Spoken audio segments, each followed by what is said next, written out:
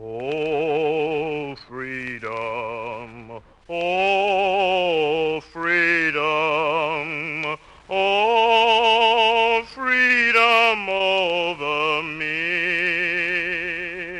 And before I'd be a slave, I'd be buried in my grave and go home to my Lord and be free. Destination Freedom.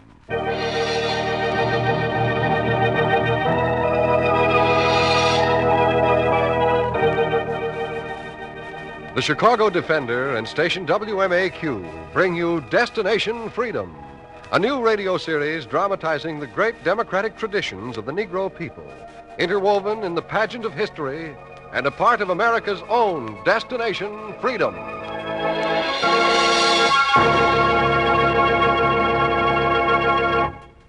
Today, Destination Freedom tells the story of the Reconstruction leader Charles Caldwell in a chapter entitled The Story of 1875.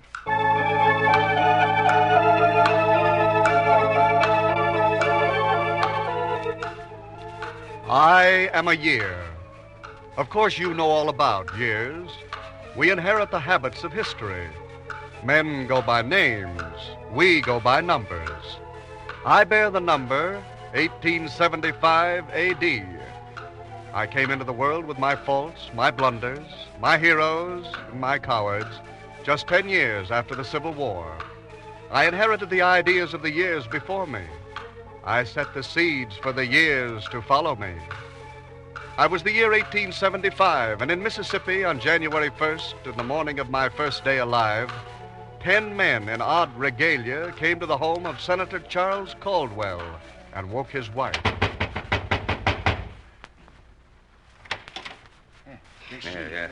Who is it? What do you want? What do we want, she says. You hear that, boys? Tell her what we want. She ought to know. Who are you? If this is a New Year's joke, I just... Well, she thinks it's a joke, boys. We gotta visit this county more often. People ain't heard about the organization.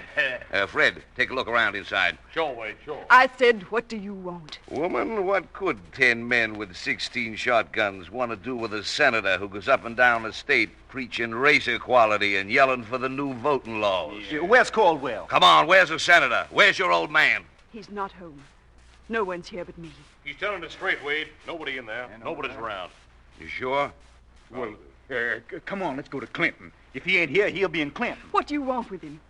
What has he done to you? He's tried to fix it so people like me can't live here. So ex-slaves and poor whites will be running and ruining the county. That's right. Those like him got no business playing Senate. The people elected The people. She calls them people. Let her alone, Wade. Let's go to Clinton. Well, first, I want his old woman to know we'll be back. Not tonight, Wade. He'll have them scalawags and Yanks with him. Not tonight, woman, but some night we'll get him. Maybe it'll take days, weeks, or months, but we'll get him before he gets us. Him and his Yankee songs and his scalawags and poor white friends. We'll get him before the year's out.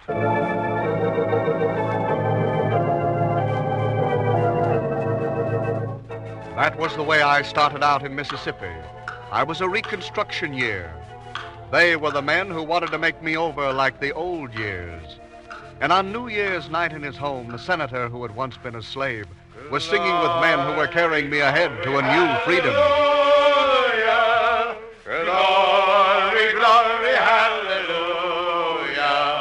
Glory, glory, hallelujah. His soul goes marching on. All right, that's enough, lads. Enough, lads, now. It's late. Surely you can see Mrs. Caldwell getting ready, tired of us, and being here and keeping the senator up. no. Oh, yes, it is now. It's time we left him. Not so fast, Sarah. I haven't heard the senator say a word all evening. He's just been listening to us. Yes, how about it, Caldwell? How about drinking a toast A toast to the New Year, Senator, and the coming election. Yes, give us a speech, Senator. Speech. You want me making speeches when we ought to be making merry on New Year's night? Sure, go on. A word from the state senator. Go on. They say it's not so hard to get you talking when you're on the Senate floor. They say you did plenty talking to stop the planters from holding on to the taxes. All right, gentlemen, I'll say a word. A word I would have said to the men in white robes who came looking for me today. Something Lincoln said. Now, Charles, don't keep quoting Mr. Lincoln. Mazer, Fred, I'll come to the same end as Lincoln if I keep using the same words. I'll say this. We're starting out on a good year, friends, all of us. Men who 10 years ago would never have been allowed to live together as free and equal men. I was a slave. Ira was a carpenter for the slaveholders. Aye, and they ain't paid me last year's wages yet. And Grant, a slave. Mason, Cabell. 10 years ago, you were overseers, remember it? I've never quite forgotten it. And here we're together, on the same side, on the ground that was once a plantation, planning how to make it so there'll be more freedom, sure freedom for everyone this year. And we'll do it. There's a civil rights bill to be passed in Washington that'll wipe out every trace of the old system, gentlemen. The last 10 years have been good. This will be better. It won't be better. All over the county, we hear of men who demand the right to be free of plantations being beaten and driven back. Well, there's no denying it, Senator. As fast as the federal troops leave, mobs led by the old planters spring up and call themselves clans. Ira's right. It's going to be different from now on, Senator. They defy the law and they're getting bolder. There's nothing we can do to stop them. They're strong. They're weaker than we are, Cabell. We, the poor whites and the Negro freedmen, we are the majority, not the old slaveholders. We know they organize bands against us and wait on their plantations like wounded lions, ready to split us apart when we quarrel. But for 8 years we've been together. You've even elected me a senator. They voted against us. We were stronger. I don't know now, though. And we'll get on with reconstructing the state for the benefit of all the people in it, not for a few who still hold the land. Yeah, but when the troops are withdrawn, Senator... The governor has promised that the troops will stay until the changes are made. But the planters, they're still waiting for a chance to... Let them wait. They're Bourbons now, like the old Bourbons in France, clinging to an old decayed way of living. They'll defy the new Civil Rights Amendment. They'll poison us in their papers. They'll play one of us against the other. But if we keep white and Negro together here in the South for 5 more years, we'll win out. We'll have a democracy. Now, there. I've made a speech. May always says you can't keep me from making a speech. Well, that's what we came to hear and what we need, too, to start off the new year. A toast, gentlemen, and we'll drink it in good old Scotch whiskey. All right, what'll it be, Senator? What's on your calendar that's important? A toast to it. To this year's election. May every man in the South, black and white, be free to vote. Here, here. Cabell, you're not drinking. Not Scotch, Senator. My taste is for bourbon this year. Yes, I was the year when a few men with a taste for old times wanted to turn back. But those who believed they could build better years went ahead. And while my months passed, the senator, who had been a slave, went about his business of binding people together. With fresh copies of the new amendment that had been agreed upon, he traveled throughout the county. He took the words to the farmers and freedmen and told them to read it. This the law about voting, Senator? It's the new law, Mr. Jones. What's it like, Senator? What's it mean? It says what it means. Read it and tell everybody about it. Well, it says 14th Amendment. Yes. Says the right of citizens to vote should not be denied or abridged by the United States or by any state on account of race, color, or previous condition of servitude. It means this state, too? This state, too. And it says the Congress shall have the power to enforce this article by appropriate legislation.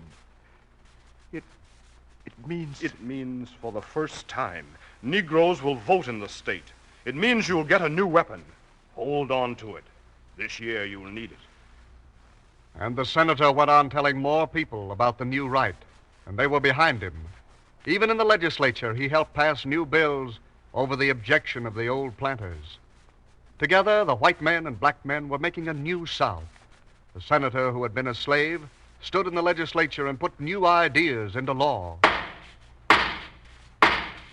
Chair recognizes Senator Caldwell. Mr. Chairman, in accordance with the 13th Amendment, I'm proposing that we abolish all segregation in the state of Mississippi. And his proposal was made into law, and he rose again.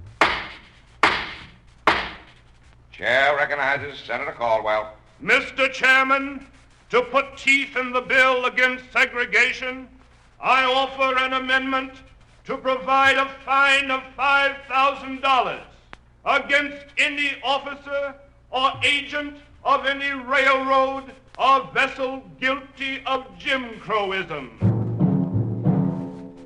I offer a bill to recognize the property rights of women, to establish free public schools, unsegregated as to race, creed, or color.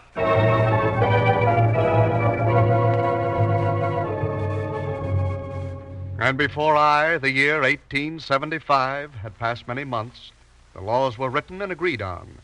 They stood on the books. But there were men who stood outside the law. There was the planter Preston Whipper. He was one of the wounded lions waiting for his years to come back. He spat when the senator passed. Good morning, Mr. Whipper. What's good about it, slave? This is the last morning of the old laws segregating citizens in our state, Mr. Whipper. For a man who's just been 10 years free, you got an awful lot to do with the laws. The law's everybody's business. The likes of you ain't got no business with it. I've said it before, and I'll say it again. I've heard your words before. And when you hear me again, it won't be with words and laws.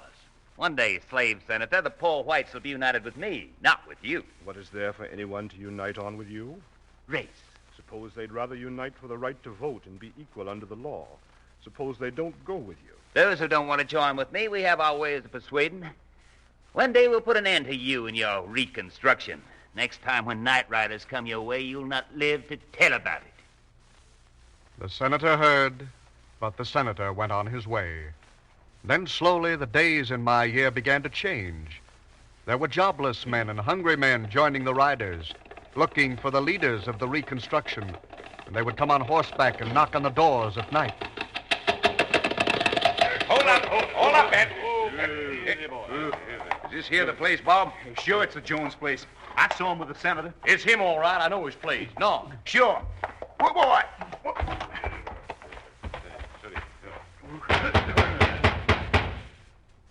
What is it? What do you want? Open that door, we'll break it in. Who? What do you want? What is it? For a man who's facing a shotgun, he talks too big, don't he? I'm asking what you want. We didn't come to give you what you deserve.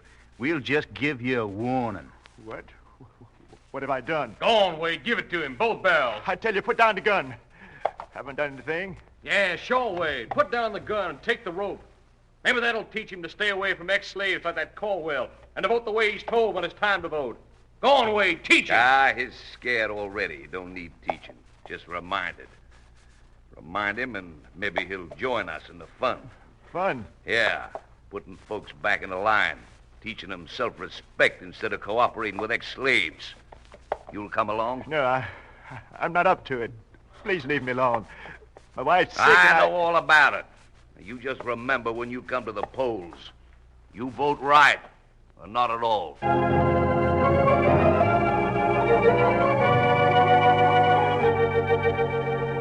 They wanted men to forget the new right to vote, to put the right back into the hands of a few instead of the many. They had the rope, the faggot, and my days were filled with terror. And while I was in the middle of my months, the senator went to the governor. The governor listened. The governor was worried. Everybody, every official on the Reconstruction side says the same thing, Caldwell. What can we do? The mobs are too strong for us to risk an open fight. Oh, let them alone. It'll blow over. When we let it blow over, all the good we've done will be blown away with it. Unless people in the South are given a chance at free schools and education for both Negro and white, a chance to live in peace together, the freedom we fought for in the war will be lost. We've moved ahead. Don't turn back now. Make the law stick. But how? How, Senator? Enforce them. There are too few troops to enforce anything. The planters raised their own armies. You once said the poor whites and the freedmen would be natural allies. Now the whites are going over to the side of the planters. You see that. I see that. I know why. It's because the planters still own the land. They have the power to say work for us or starve. They have the land. Now they want to take the last weapon of independence from the freedmen. That weapon is the right to vote. The election is coming in November, Governor. It'll be the most crucial election in the state. If freemen go to the polls and vote, we move ahead. The civil rights will stick. If they're driven away, there'll be no more free voting for Negroes or whites. I believe this. And what do you want me to do? Give me permission to organize our own militia from the people, to fight the planters and keep down the clans. Very well. See what you can do. There's not much time before November comes.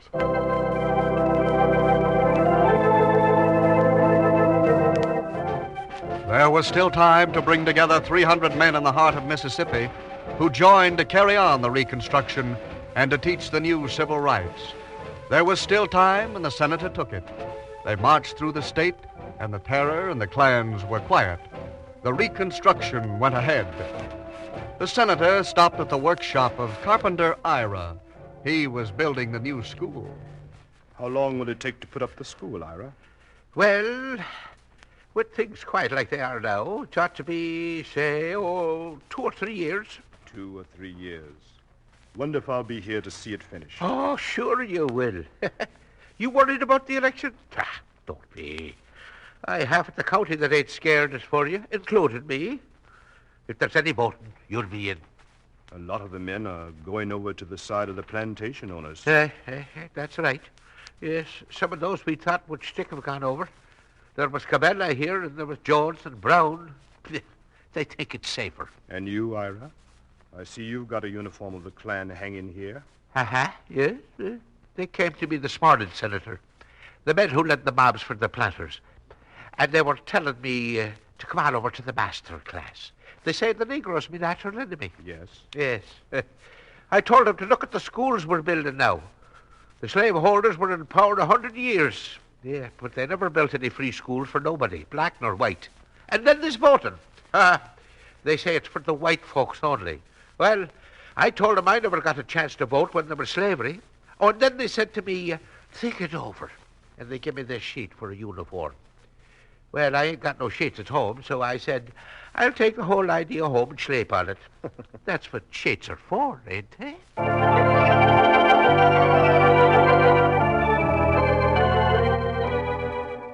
Then the senator went to friends and spread the news of Ira's stand, and it stiffened the men fighting to rebuild the South.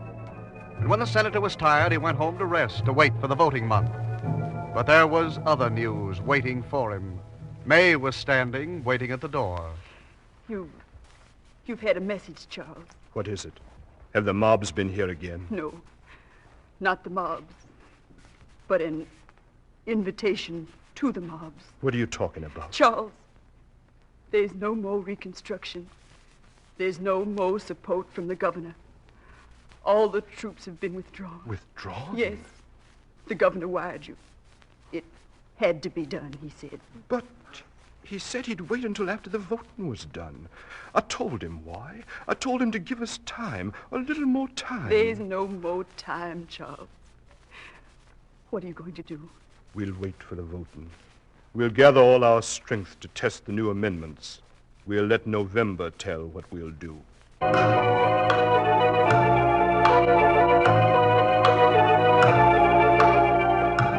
am the month of November. I was the voting month. When I came, the senator welcomed me and went to work trying to make the days in my month quiet, peaceful days. The old planters were loose and the mobs were doing their work. Again, they covered the county on horseback with ropes and faggots, hammering on doors, pulling people out into the night. And as I came closer to the voting week, the senator went out to the farms and homes. Some men were afraid and wouldn't talk with him. And finally, he walked along the streets where mobs roamed. And they saw him and called out. Well, look who's a-coming. The slave senator. Hey, boy, look who thinks he's going to get elected again.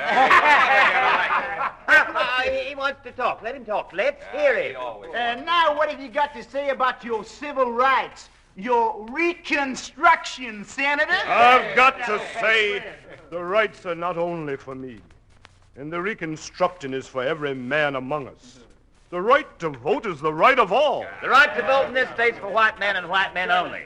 You hear that, Senator? I hear it. I don't believe it. I came to talk to you because a year ago, before you became afraid, some of you sat in my home. Now you're afraid the planters won't hire you if you work with Negroes. They tell you to segregate Negroes, and you do it. If they say these rights are not for Negroes, what's to stop them from saying it's not for Catholics, Jews, Irish, the foreign-born? If the right to rule is for white men only, what will you say to the majority of the world which is not white?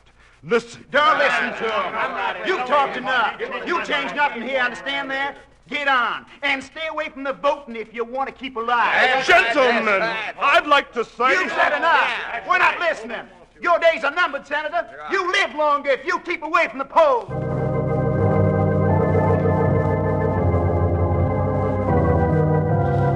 I am the week when the voting began. And though he knew he was being watched, he was at the polls. There was terror in the streets and in the counties.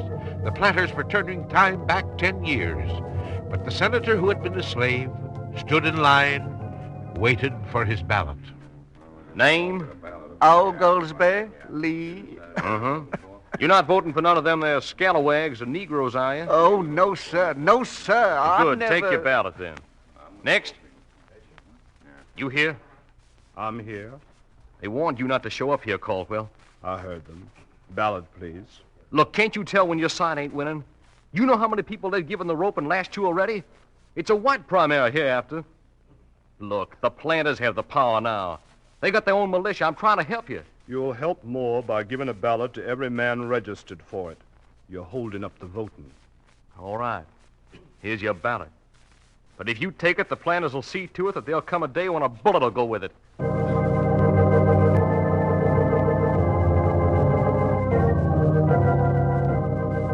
And I was that day in the year 1875. I was a Christmas day, and the planters still celebrated the death of the Reconstruction. Still, they were unsure as long as leaders lived who remembered the civil rights and the new laws. I was a disastrous day when the men in the odd regalia came back. They knocked on the door of the senator's house. Who's there? What you want? She still says, what do we want? Huh? You hear that, Fred? Open that door, we'll blast it in. You. What are you looking for? Well, at least she recognizes us now. We're pretty well known round these parts since a year ago, ma'am? What do you want? You know as well as I do what we want. That slave senator. Where is he? He's not here. I don't know where he is. She's telling you right, Wade. I looked around. She's alone. Why don't you let him alone? Why don't he leave the voting alone? Him and his scalawags and their equal rights stuff. You won the election. Let him alone. The boss says it ain't safe leaving ideas like those in his head loose in the county. We'll stay here till we get him. No use staying here, Wade. If he's any way, he's to Clinton. We got Cabell with us. He knows the senator's habits. On Christmas Day, he goes to Clinton. It's there we'll get him. And on my day, the men in sheets went to Clinton to find the senator. And they spoke to Cabell, the ex-overseer. Now, he'll be coming down the road, Cabell. You'll see him? Yeah, I'll see him. You know what to do. You know what told you. I know. Be sure you do. He knows you. He trusts you. You'll offer him a drink. But if he refuses... This is a holiday. You can insist, can't you? You'll take him to the open bar at Moe's. Sit him near the bar, his back to us. You understand? Yeah. Then, when you raise your glass, tap it in a toast. That'll be the signal. We'll go to work. Yeah. You nervous? The drink will help me. You'll be rewarded. You'll earn a place in the order, understand? Yeah, but can't you get someone else? You with us or against us? I'm with you. But he has a devilish way of knowing what's happening. He has a way... Well, we got better ways. We picked a day and a place. Now you set the hour and a minute. We'll be watching. I am the hour on the Christmas day, the year 1875, that was picked to spot the senator. And as I ticked into minutes, Cabell came to him and spoke. Senator Caldwell? Yes? It's me, Senator, old Buck Cabell. Don't you recognize me? Why, yes. It's been a year since I've last seen you at my house. New Year's Day, I believe. Yeah, it was. World seemed to change a lot since then. Lots happened, some good, some bad. Would you care for a drink? I haven't much time. Oh, just one on a holiday. I know how you feel about the election, the reconstruction plans. This will make you feel better. Well, maybe it will.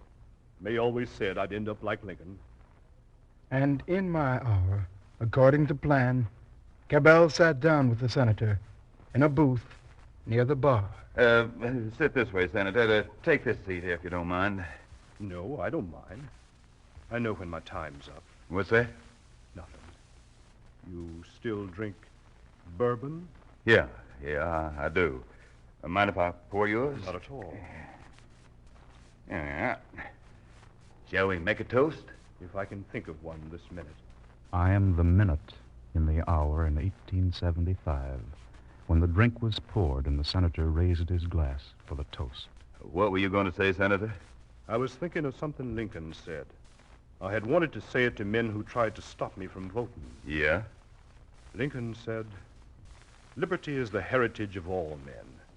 Destroy it and you plant the seeds of despotism at your own door. Get familiar with hatred and put chains around others, and you prepare your own limbs to wear chains. Accustom yourself to trample and destroy the rights of others. You will become fit subjects of the first cunning tyrant who rises among you. It'll be easy to destroy me, Charles Caldwell, and turn back the demands now for civil rights. But they'll grow stronger, and demands will be born again in another generation. Then no mob will be able to destroy them. A toast to tomorrow, when the whites and Negroes in my state will again try for the civil rights I tried to bring them. Toast."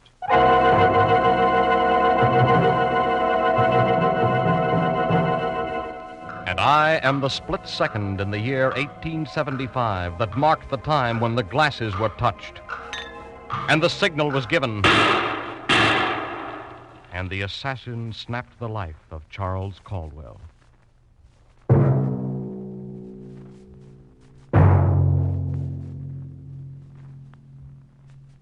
I am the year 1875. I was a Reconstruction year. I came with my heroes and my cowards, and I ended the life of Charles Caldwell, a senator who had been a slave and who planted the seed of civil rights in the Mississippi soil. Oh, freedom, oh, freedom, oh, freedom over me. And before I'd be a slave, I'd be buried in my grave and go home to my Lord and be free.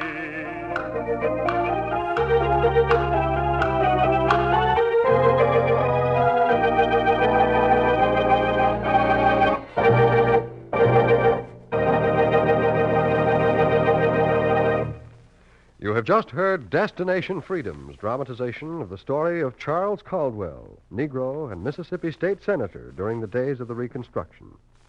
Destination Freedom is written by Richard Durham and produced under the direction of Homer Heck.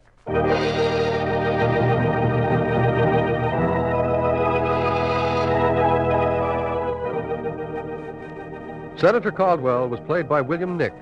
Others were Ernie Andrews, Oscar Brown Jr., Don Gallagher, Ken Griffin, Jonathan Hole, Janice Kingslow, Charles Mountain, Art McCoo, Fred Pinkard, and Cliff Sabir. Greg Pascal was the singer. The special music was written by Amos Soderstrom and was played by Elwin Owen and Bobby Christian. This is Hugh Downs inviting you to be with us again next week for another in our series on the Negro in Democracy, Destination Freedom.